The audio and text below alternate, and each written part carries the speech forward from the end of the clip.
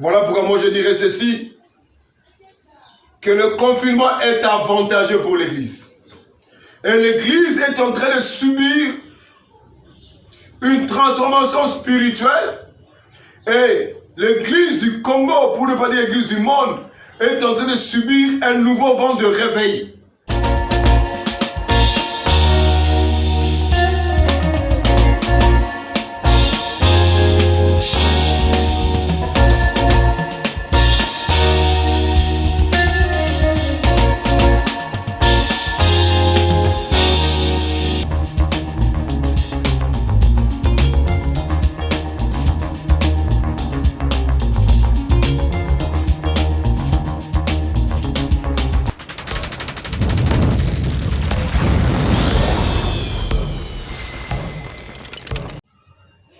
Salut, aïe, tchest, jambo, jobaleko, amakuru, mbote, kumebose, kikef. Que le grand bien vous fasse. Là, ce sont toutes les langues que moi je connais, des pays que je suis allé, et c'est par là que je vous salue tous. De prime abord, nous rendons grâce à notre Seigneur Sauveur Jésus-Christ pour ce direct, et à l'équipe technique et toutes les personnes qui vont me suivre, s'abonner et liker cette chaîne. Je rends hommage à notre Dieu pour la mort de son serviteur, l'apôtre Roger Loukoussa, de l'église chapelle de gloire, qui fut un ami de bien, qui nous a quittés depuis mardi le 19 mai, à 6 h du matin, suite d'une crise de tension. Avant le confinement, je fus le tout dernier orateur dans sa paroisse et je lui suis très reconnaissant. Pendant quelques minutes, nous passerons ensemble en ce lieu. Nous essaierons par la vertu du Saint-Esprit de tenter de développer notre thème. Le confinement est-il avantageux pour la nation et l'Église? De prime abord, nous allons tenter d'expliquer le mot confinement.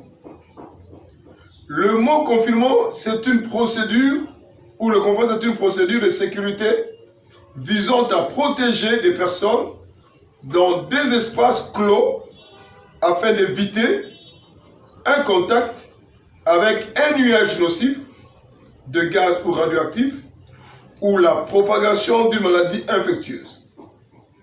Et dans notre cas d'espèce, nous, c'est pour une maladie infectieuse à Covid-19. C'est pour dire que quand on nous a confinés dans un espace clos, et puis c'est vrai, c'est clos parce que c'est fermé. Quand on dit clos, donc c'est fermé, c'est bouclé, bloqué. Et tous nous savons que le monde est dans un système clos, que personne ne peut bouger, personne ne peut circuler. Alors, ce confinement est là pour éviter un contact avec un nuage nocif. C'est-à-dire que, comme nous, on dit que le virus se propage dans l'air. Et dans ce confinement, on nous empêche, y compris les gestes barrières, nous empêche d'être en contact avec ces choses. Ou nous protège de la propagation de maladies infectieuses que nous disons à Covid-19. Et le monde le sait, comment est-ce que tout le monde est bloqué, confiné. Alors, nous devons d'abord faire mention de l'origine de ces fameux confinements. Ce confinement tire ses origines par cette satanée maladie à Covid-19. Depuis le début de l'année, que cette maladie est là, et à cause des morts constatées, et c'est par là que maintenant, on devait confiner le monde afin de protéger par rapport au virus. Alors, notre question est celle-ci. Le confinement est-il avantageux pour la nation et pour l'Église? C'est une question qui n'est pas d'actualité chez vous, Mais chez moi, c'est une question majeure. Et ce qui me pousse à faire cette mission, pour essayer un peu de faire comprendre les enfants de Dieu. Parce que la fois dernière, quand je parlais sur le coronavirus, une fatalité, une futilité ou une utilité, j'ai quand même à dire qu'il faut capitaliser le fait. Alors ici, nous voulons réfléchir ensemble pour capitaliser le fait. Le confinement est-il avantageux pour la nation ou pour l'Église? Pour la nation, moi je dirais que le confinement n'est pas avantageux. Mais j'ai vu des gens, quand je fais mon balance d'annonce pour cette émission, il y a des gens qui ont dit oui, le confinement est avantageux pour la nation. Mais moi je dis non. Le confinement n'est pas avantageux pour la nation. Parce que ce dernier a bloqué l'économie. Parce que les gens ne travaillent pas, tout est bloqué, tout est compliqué. Les avions ne volent pas, ainsi que les trains. Donc l'économie est bloquée. Et comme l'économie est bloquée, ce confinement a fait asseoir les nations. Les nations sont assises, même agenouillées. Même les nations les plus puissantes de la terre sont agenouillées devant le coronavirus par le moyen du confinement. Vous comprenez que le confinement n'est pas avantageux pour la nation. Parce que quand les gens ne travaillent pas, je parle du cas d'espèce de la RDC, quand les gens ne travaillent pas, maintenant, comment les gens auront l'argent pour acheter à manger? Est-ce que vous comprenez? Le confinement, déjà, la RDC ne produit pas beaucoup. La RDC, c'est un pays pauvre financièrement. Maintenant, avec ce confinement, le pays ne fait que sombrer. Voilà pourquoi, si ça dépendait que de moi, il fallait qu'on déconfine le Congo. Si ça dépendait que de moi. Parce que le confinement n'a pas avantagé notre pays. Notre pays n'a pas été avantagé. Il n'y a pas d'avantage pour ce confinement. Le confinement est-il avantageux pour l'Église? Moi je dis oui. Le confinement est avantageux pour l'Église. Pourquoi? À cause de ce confinement, dans toutes les maisons, il y a maintenant une église. Les gens se réunissent en prière. Les gens cherchent Dieu. Les gens prient Dieu. Pas comme avant. Aujourd'hui, la formule a changé. Les gens attendaient le dimanche.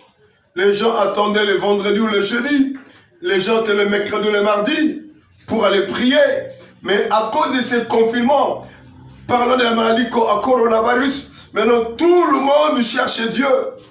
Voilà pourquoi je dirais que le confinement est avantageux pour l'Église. Parce que quand vous êtes dans les réseaux sociaux, maintenant tout le monde est devenu prédicateur.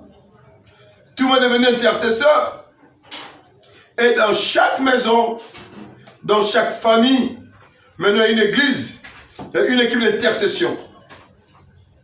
Le confinement a poussé l'église à multiplier le temps de prière. Ça, c'est vrai.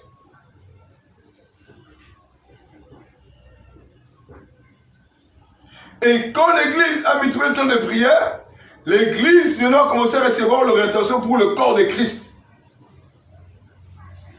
Voyez-vous? Et je vous assure qu'après ce confinement ici, quand nous serons déconfinés, beaucoup d'églises, surtout les grandes églises, auront un problème. Voyons voir, vous me donnez raison. Auront un problème, et un problème sérieux. Pourquoi? Pendant ce temps de confinement, les brebis sont à la maison. dans tous les quartiers, il n'y a pas de courant. Dans toutes les communes, il n'y a pas de courant. Mais tout le monde a son petit téléphone. Tout le monde peut aller sur Internet. Et les gens suivent les prédications à l'Internet. Les gens prient. Ils ont écouté les prédicateurs poignons. Ils ont prié avec le pasteur fort rempli du Saint-Esprit. Maintenant, quand on sera déconfiné, ils vont rentrer dans leurs églises. Ils vont peser. Ils vont voir que le pasteur, leurs pasteurs n'ont pas la nourriture convenable. Et ils vont sortir.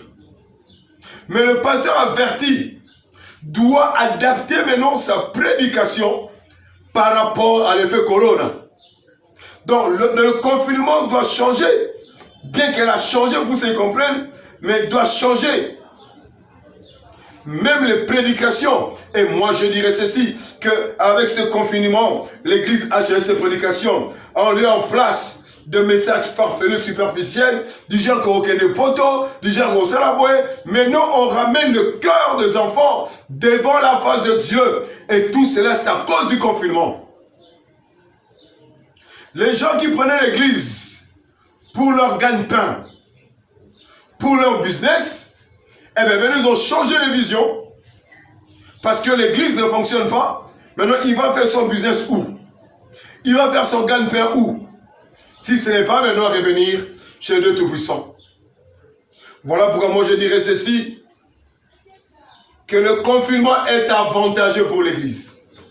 Et l'Église est en train de subir une transformation spirituelle. Et l'Église du Congo, pour ne pas dire l'Église du monde, est en train de subir un nouveau vent de réveil. Voilà pourquoi le confinement est avantageux pour l'Église. Mais le confinement n'est pas avantageux pour la nation. Rien. Les Français ont déconfiné parce qu'ils se sont rendus compte que l'économie est en train de tomber. Mais c'est moi, je m'étonne au Congo, on ne veut pas déconfiner. C'est là ce qui me dérange dans mon pays, le Congo. On ne veut pas déconfiner. Je me demande qu'est-ce qu'ils gagnent. Je suis sérieux. Qu'est-ce que le gouvernement gagne en confinant le pays pour une maladie dont ça crée maintenant des de suspicion où on sait si elle est là ou elle n'est pas là. Réfléchissons, on est tous intellectuels. Il y a plus ou moins 10 millions d'habitants, disons 15 millions d'habitants à Kinshasa. Alors si nous avons ces petits cas de 2000 personnes atteintes, mais je vous assure que la maladie n'est pas ici au Congo. Donc du coup, on doit quand même déconfiner. Maladie ou pas maladie, on doit déconfiner pour permettre l'économie d'être relancée. Parce que le confinement est désavantageux pour la nation. Écoutez, il y a le sida qui est arrivé. On fait avec. Le sida aussi est dangereuse. Pourquoi pas le coronavirus, on peut faire avec pour qu'on nous déconfine? Parce que quand on confine les gens, on réunit les structures, on réunit tout. Mais nous, je dis que non. Le confinement n'est pas avantageux pour la nation. Non. Mais le confinement est avantageux pour l'Église. Et même si aujourd'hui au Congo, il n'y a pas toutes ces choses-là, je pense que c'est à cause de la prière. Voilà pourquoi. Toi qui es encore dans le confinement, qui me supporte dans le monde entier, prie encore Dieu, parce qu'après ce confinement, Dieu te bénira. En conclusion, le confinement est avantageux pour l'Église de Dieu, parce qu'il nous rapproche avec notre Seigneur. Nous devons capitaliser cette pandémie et cette épidémie de coronavirus et maladie à Covid-19. Restez bénis et que bien vous fasse au nom de Jésus-Christ. Amen.